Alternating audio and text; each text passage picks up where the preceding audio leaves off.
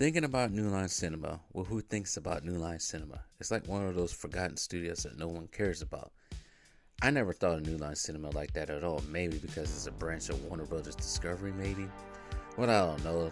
The studio has been known for some awesome films in the past.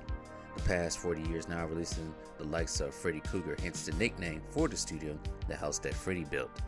But it's still been much more than a nightmare hopping demon.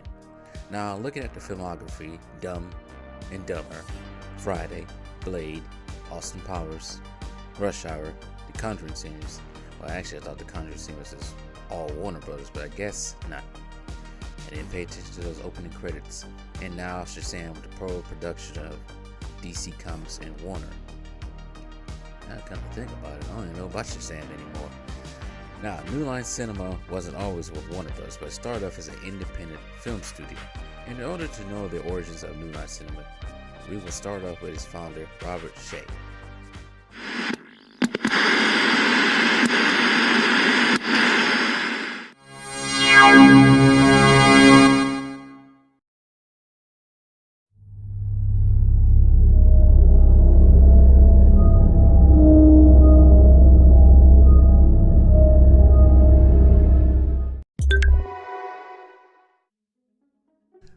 Robert Kenneth Shaye, born March 4, 1939, to a Jewish family from Detroit, Michigan. His father and mother were a supermarket owner and artist. His sister, Lynn Shaye, would later become an actress in Hollywood and a screen queen starring in several horror flicks. Shaye got his first taste of filming when he produced a training film for his father's grocery store. Shaye graduated from the University of Michigan with a degree in business administration and a law degree from Columbia Law School, serving on multiple boards of trustees, including the American Film Institute and the Will Rogers Motion Pictures Pioneer Foundation. After college, Shaye still had interest in film, but he will find a way to combine his knowledge of copyright law and cinema real quickly while living in 1960s New York City. He started when he was invited to see a screening of the 1936 propaganda documentary film called Reefer Madness. At age 27, Shaye formed New Line Cinema. His business plan started out with a package of feature films and shorts, renting them out to colleges, but also re-releasing multiple films with the New Line Cinema label, including Reefer Madness. I don't know why I keep doing that. Anyways, he knew it would be a hit with the college campus since the film tried its best to dramatize the evils of marijuana and knew that the youth of 1960s would find it funny. He also knew the film's copyright was expired and available for his own profit. When Shaye formed New Line, he started with an investment of only $1,000 and a small, ratty apartment, but made $2 million off Reefer Madness itself. Shaye continued to distribute films across the college campuses around the United States, buying up horror films such as Night of the Living Dead, and was now in the business of distributing foreign film as well, one of them being Get Out Your Handkerchiefs, a 1978 French romantic comedy that will win an Academy Award for Best Foreign Language Film, making it the first of Oscar wins for the studio. New Line was starting to go places, building a name for itself in the film industry. In 1976, the studio secured funding for its first full-length feature, Stunts, a drama adventure film released in 1977. It wasn't a critical success, but it was liked overseas and on TV. Men. Their business is danger. But now, someone is making it murder. Bring him down, it's not working. Get him down. As the 1980s crept around the corner, Shaye enlisted the help of college buddy Michael Lynn, who would become Shaye's outside counsel and advisor to the company, as well later on becoming the studio's president, chief operation officer, and later chairman. In 1981, the studio did something different. Polyester, a 1981 comedy film directed by John Walters, the first of many films that the director directed for the studio, was released. Polyester brought a different experience by the guests using scratch and sniff cards at certain points in the movie that provided additional sensory connection to the viewers. That would be called odorama. Insert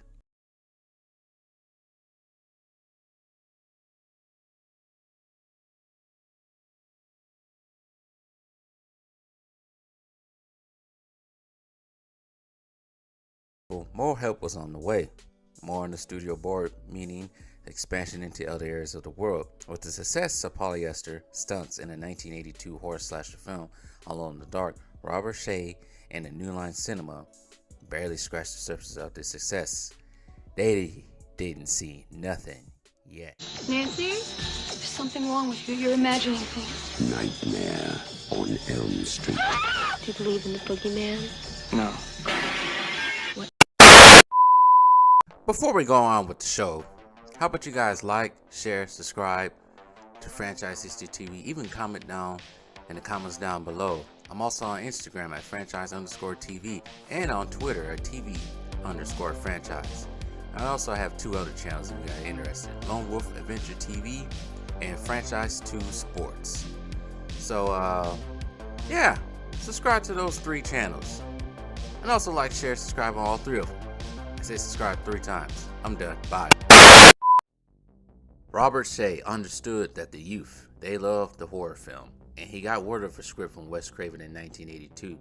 He read the script and enjoyed it. He enjoyed the hell out of it. He paid $14,000 for it, out of his own money.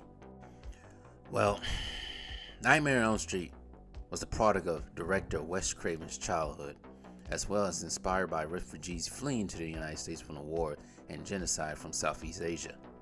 The refugees were suffering disturbing nightmares and refused to sleep. Some even passed away. Well, that was dark and morbid. But this phenomenon was called the Asian Death Syndrome. Well, anyway, not to get too bogged down in the origins of Nightmare on Elm Street, I will say that for another video.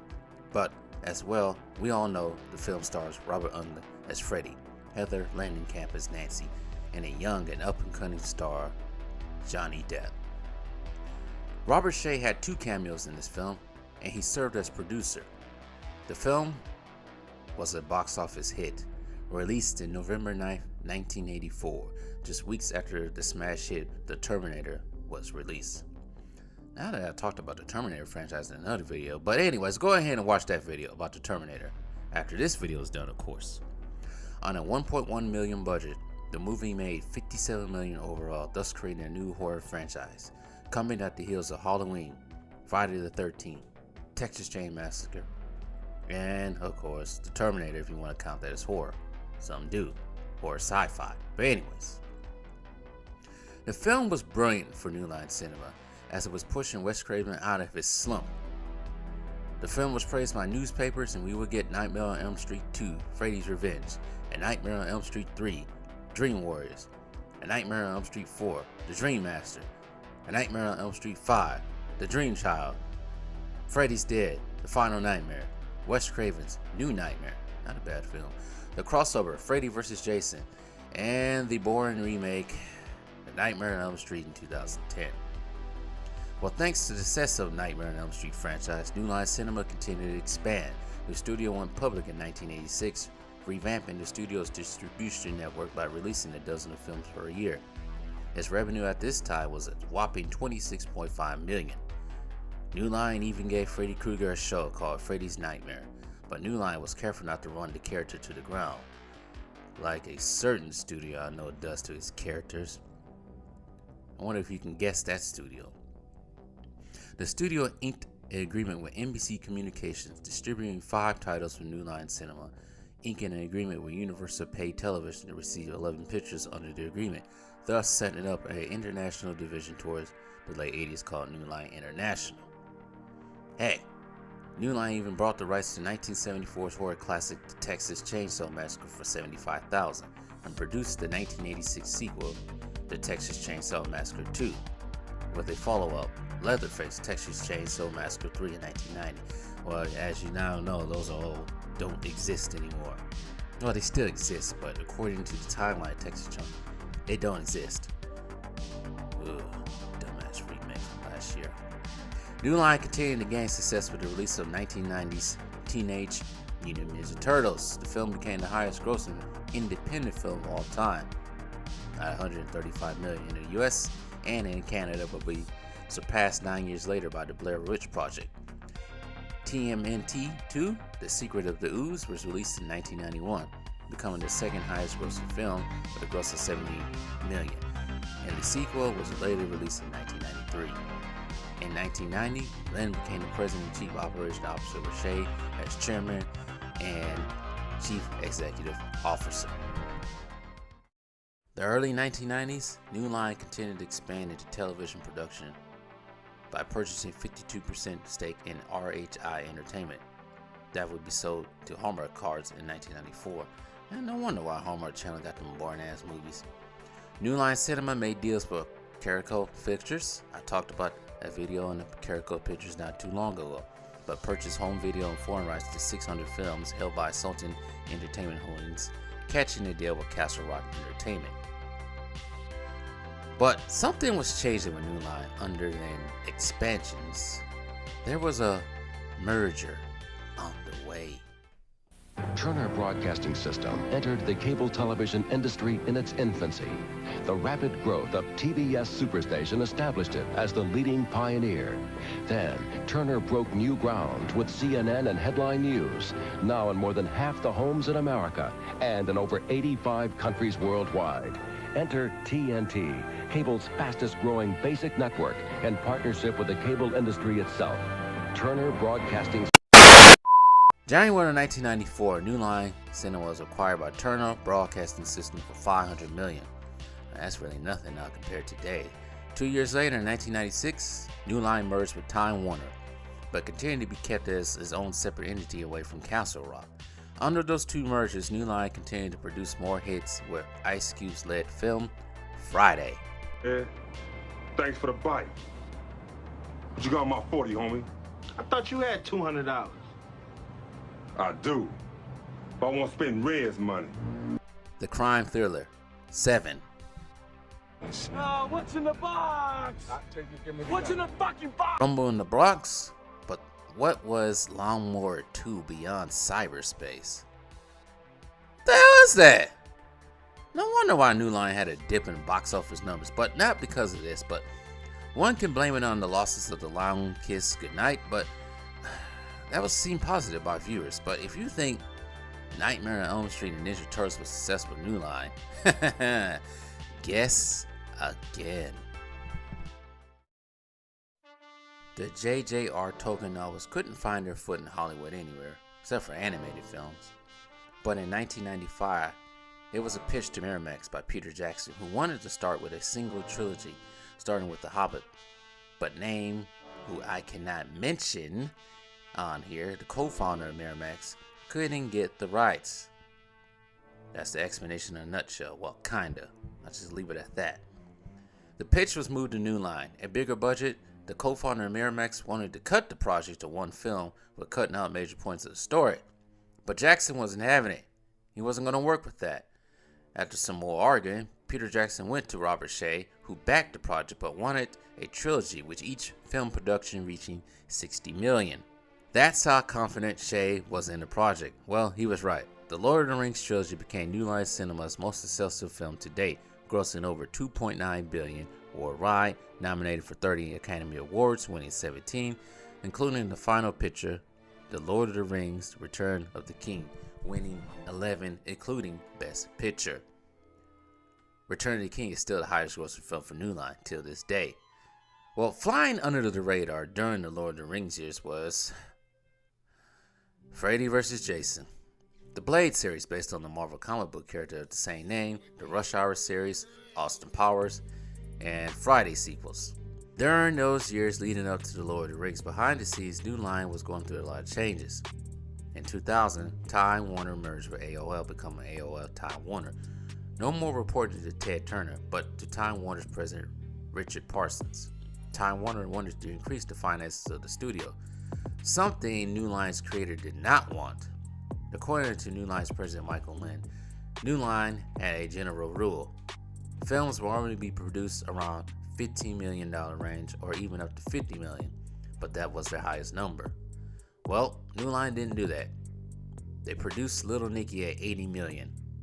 In 2001, New Line lost 100 employees thanks to AOL, Time Warner, and more rearrangements. But back to the budget. Let's say if the budgets were expanded. Let's say that we would have gotten the epic Lord of the Rings if we never expanded the budget. It's funny how that works. But New Line did profit big on those 3 films. New Line expanded again with finding a partner in Picture House in 2005, a distribution company specializing in independent films. With this, New Line closed one of their branches in Fine Line, merging it with Powerhouse and HBO Films. But something else was on the way. Something much bigger. Something that was everlasting to New Line.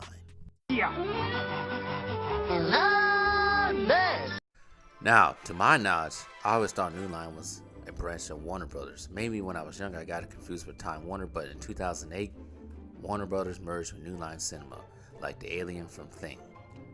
CEO at the time, Jeff Burks, announced that New Line would be shut down as a separate operated studio. Shay and Lynn would step down from their position, started a new company called Unique Features in the same year. Shay lost his company but gained another. The reason for this was the failure of Golden Compass in 2007. New Line spent $180 million on the film and only getting $70 million back. Yeah, I see how that goes. With Warner taking over, Tony Emmerich took over. New Line would reduce their release of films. Picture House was shut down but opened back up in 2013. New Line headquarters moved from longtime location on Robertson Boulevard in Los Angeles to Warner Brothers Studios Building 76, once used by Legendary Entertainment. Once they partnered with Warner Brothers, then Universal, and I guess now every studio in Hollywood. The last film New Line produced on its own was Semi-Pro, the basketball film starring Will Ferrell.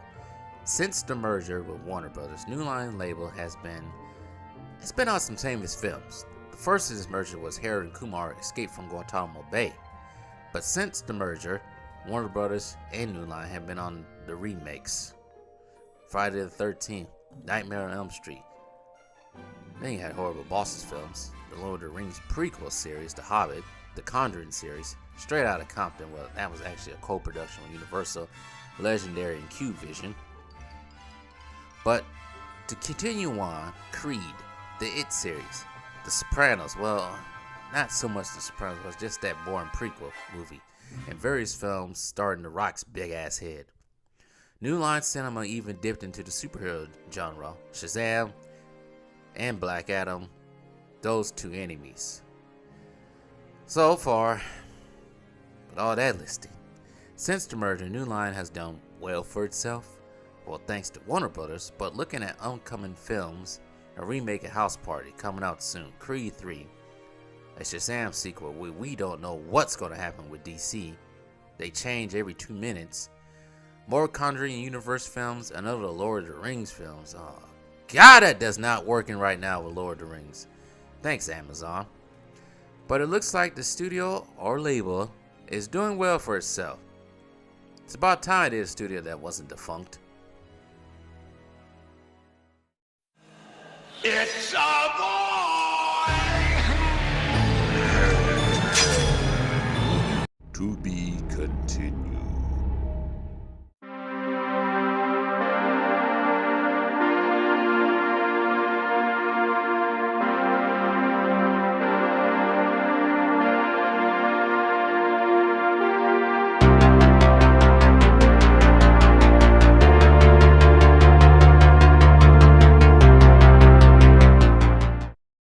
Make sure to hit that like button, hit that subscribe button too. What are you waiting for? Just do it. It's free. Duh.